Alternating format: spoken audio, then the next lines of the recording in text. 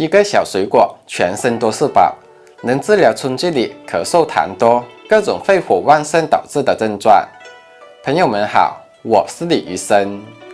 春天里，随着气温逐渐回升，身边很多人呢都莫名的出现了许多火气，比如咳嗽、气喘、三肢痛痒、口腔溃疡、便秘、上火越发的频繁了。其实这都是肺被风火之气侵袭所产生的。那大自然是公平的，既然春季风火其中，那么势必会有解决的办法。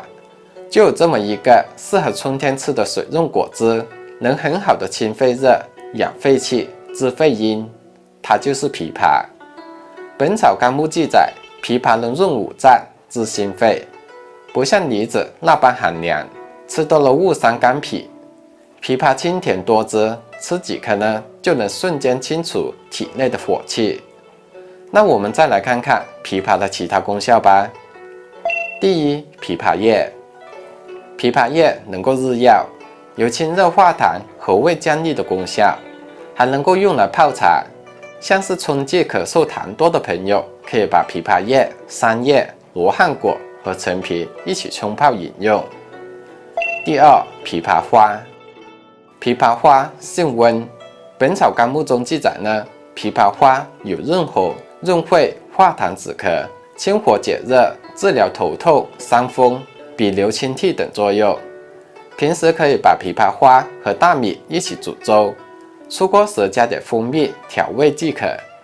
我们还可以搭配梨子和蜂蜜等，熬制成枇杷秋梨膏，把枇杷润肺清肺的效果发挥得更好，而且大大的降低秋梨的寒凉之性，让脾胃不好的朋友也可以适量吃。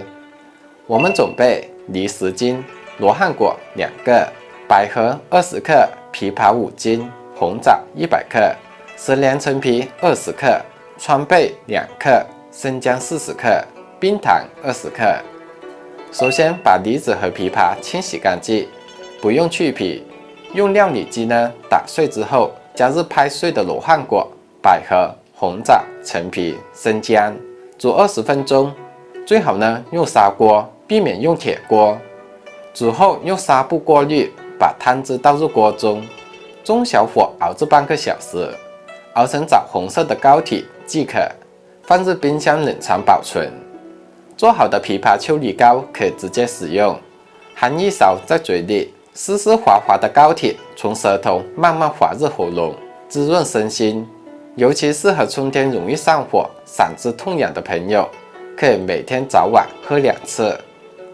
朋友们，再过不久枇杷就要上市，到时候可别忘记吃了。